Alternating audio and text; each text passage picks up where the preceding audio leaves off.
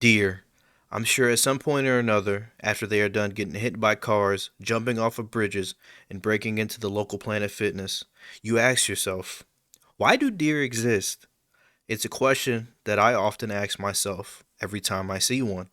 So instead of drawing my own conclusions, I decided to do some research and figure out why do deer exist. So welcome to my TED Talk. This is going to be on why do deer exist, of course. And basically, what this slide is going to be breaking down is what I think about them before doing any research at all. So this is just off the top of the head, how I feel about it, just raw, unfiltered feelings.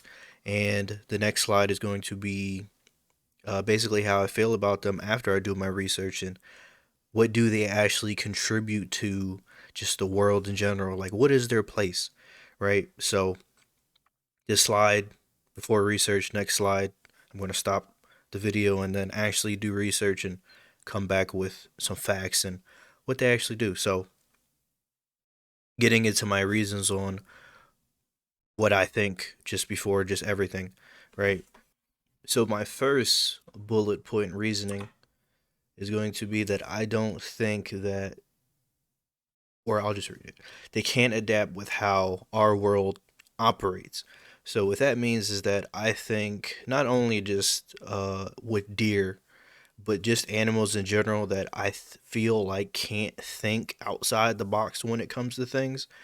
I think that they more so suffer because, in my opinion, I don't really think that they're supposed to be um, out and about. I really think that they're supposed to just get eaten by stuff, and that's kind of their role, right? So I think when they step out of that element of getting eaten by something and they just, just kind of just run around, um, they don't really have good problem solving skills.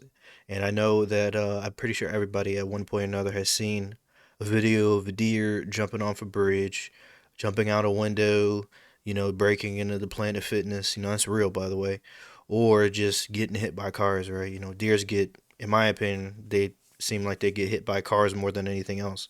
But it just seems like other animals, like if you were to put a dog, right, into, well, let's say you were to put a dog on like a penthouse, right? Like the top floor of a penthouse. And let's say the dog can literally just look out the window and be like, oh, wow, I'm at literally the top floor, the 20th floor of this penthouse. I'm pretty high up. Let me not, oh, that's a window right there. Oh, I can't actually jump out. Let me just chill right here, right? I feel like the deer would just run full speed ahead, just not looking down, not doing anything, and just would actually just jump out the window. Like, I really believe that, right? Same thing with the bridge. I feel like a dog, right? Dog's pretty smart, would actually get up and actually look over and be like, oh, that's a bridge. If I jump down, there is nothing but water, and I'm probably going to die.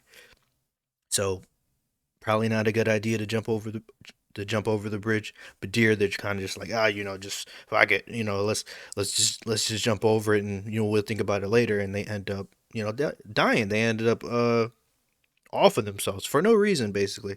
And I think that they just don't really understand how anything works. They can't understand what human technology or human innovation looks like, and they can't fathom or grasp uh just all the things that we have going on, and it really just, like, I guess, sends them into like a panic because they don't know what's going on and they don't know anything, right? Because it's not their job to wander outside the forest. They're supposed to be getting eaten by stuff, right? In my opinion.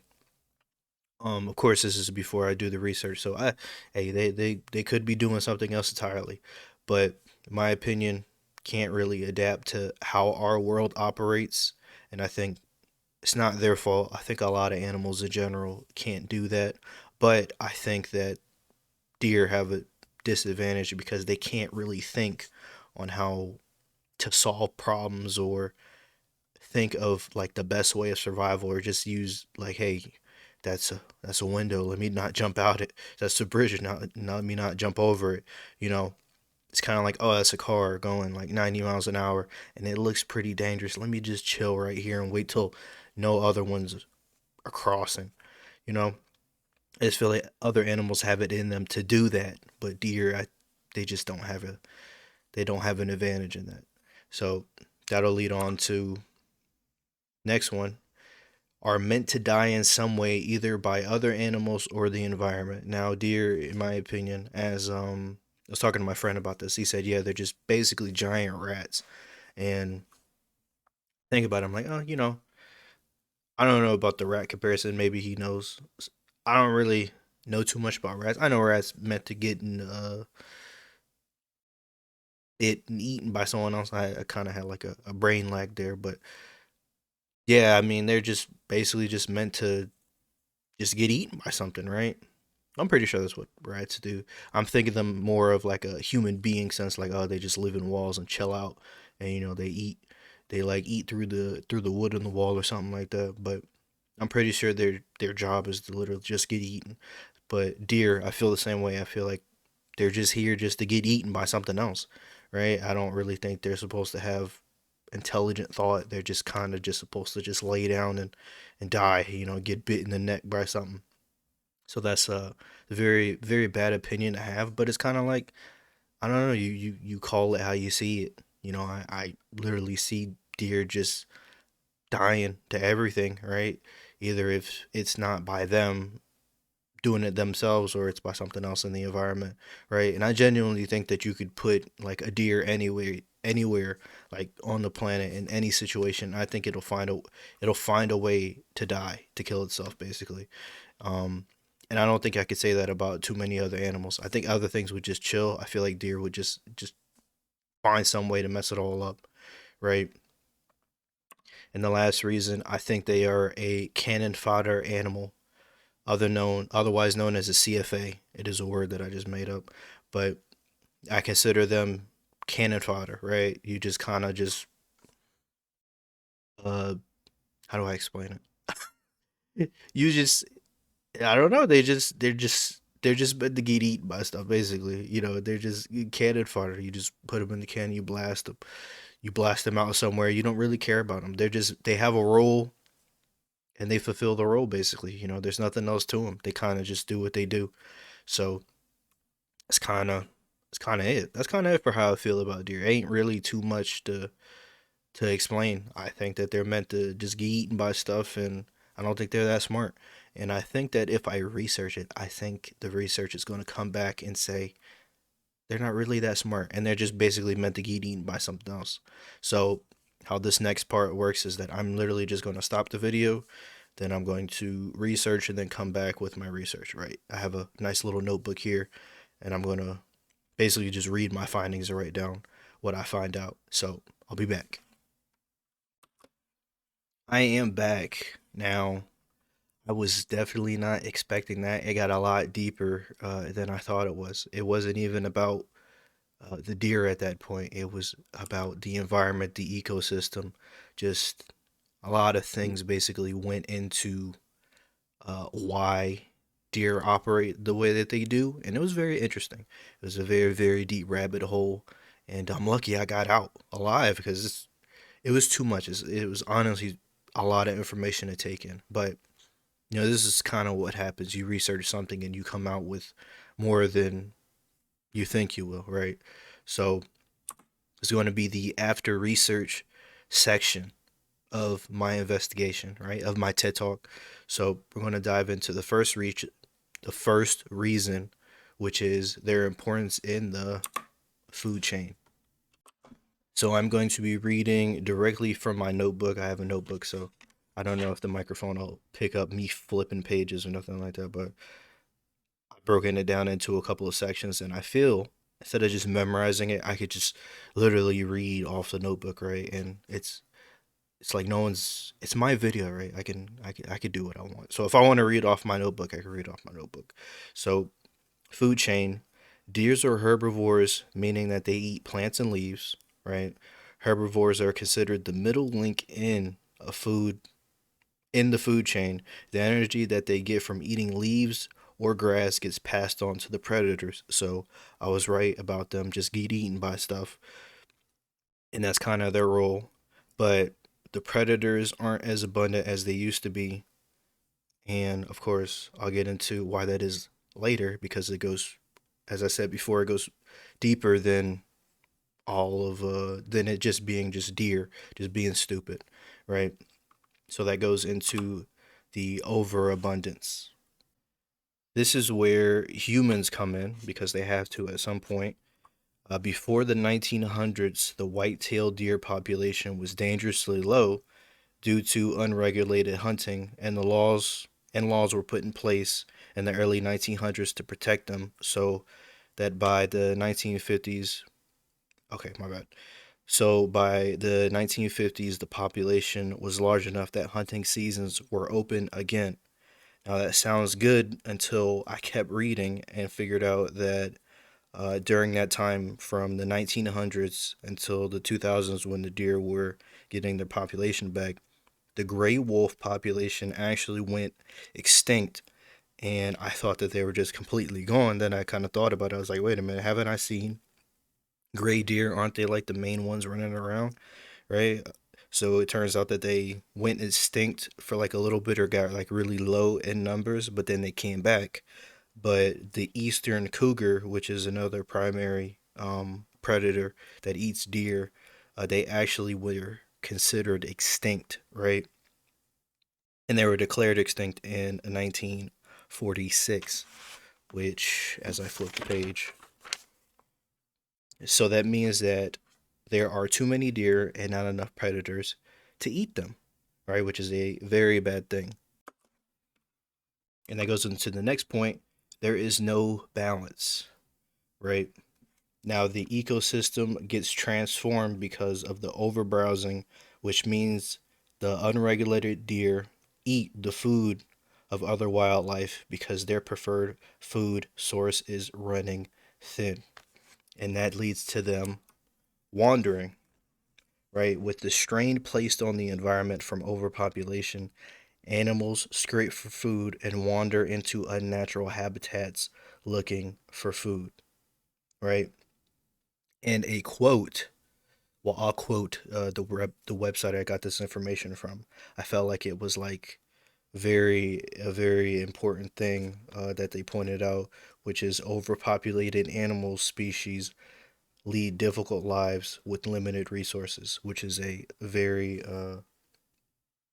point that hits home, right? It's not just deer just wandering around being stupid. There's actually more to it than that. And as I go on, their survival instincts cause them to wander around into unnatural places in search of food, leading them to us, leading them to people, right? Leading them to getting hit by cars and causing property damage. And it was, I looked this up as well, in over 70% of the 50 states, the most commonly hit animal is the deer, which is which is kind of crazy. So added to that, over 1 million animals die every year from getting hit by cars. So you can see that it's not just that it ain't really the deer's fault, right? It's there's so much more to it than it just being them just wandering around and being dumb. It's I told you it's a rabbit hole. It goes very deep. And that leads into the last point, which is the ecosystem. And point that I didn't know, which is actually important, is that deers eat trees. Deers eat the tree saplings, and that actually stops them from becoming trees. So that means that they can effectively turn like a whole forest into a pasture land. And I'll put that up on screen of what a pasture land looks like. I'm gonna have pictures detailing everything. But in addition to deer grazing, that actually promotes the spread of ferns, which blocks sunlight from other plants, hindering the growth of the forest. So as I said, it goes very deep. It's a lot to take in. It's not just deers just being stupid. It's not just animals being stupid. There's a lot more to it than that. And there's always, at some point or another, there's always people involved, right? It's always about people doing something that hurts the balance, that hurts just the equilibrium of stuff. It's things just like I was thinking about an analogy in my head and it really fits the situation, right? Kind of like Mother Nature, the ecosystem, and just animals in general. They're kind of like a Jenga tower with all its blocks still in place, right? And human beings were the hands that take the blocks out of the Jenga tower, and eventually we stir up so much, we take so many blocks out that it eventually falls over. And this is one of those cases where human beings really have done something, even if it wasn't really a lot of like hunting and doing stuff like that. I don't know how much unregulated hunting they were doing, but it was enough to where the population almost went like I wouldn't say extinct, but it was like it got very, very low to the point where they had to stop it. They had to stop the hunting and they had to really like crack down and protect them, or else they were on their way towards extinction. So that coupled with the killing of the gray wolves and the deers just in general, like that's that domino effect. It leads to so much more than just hey, we're hunting a lot of deers or we're taking we're shooting a lot of cougars and a lot of deer. I mean, the cougars, the eastern cougar, it went extinct. That's not like a little thing. So when you got the two main things that are meant to take it out, that are meant to eat something, and they're not there, I mean, what can they do if there's only like 10 like wolves and there's like 500 or 700 deers just wandering around? This is just hypothetical numbers. How are those 10 wolves expected to eat 700 deer? They can't really make a sizable dent in that because the deer are just going to keep reproducing anyway. So the number is just going to keep getting steadily and steadily out of reach. So it was really just a lot to take in for me, just in general. So we're going to move on to the conclusion now, right? So just my closing thoughts and my wrap up statements and everything about it. I thought in my head, um, how do I explain it? This whole thing came about because I was you think, well, why is something here? Why does something exist? And I have a lot more video ideas about animals that I ask the same questions about, and it's just a I wasn't expecting this one to be so deep and so detailed, and it's really more detrimental than I thought. Right? I can't really blame deer for everything that's happening. Right? So, in my opinion, I still think they're CFA or a cannon fodder animal, and basically the research basically backed it up that they're literally supposed to get eaten by stuff and they're not supposed to be wandering around like at all. They're supposed to have their role in the food chain and then they get up out of here, right? Do the thing, they get up out.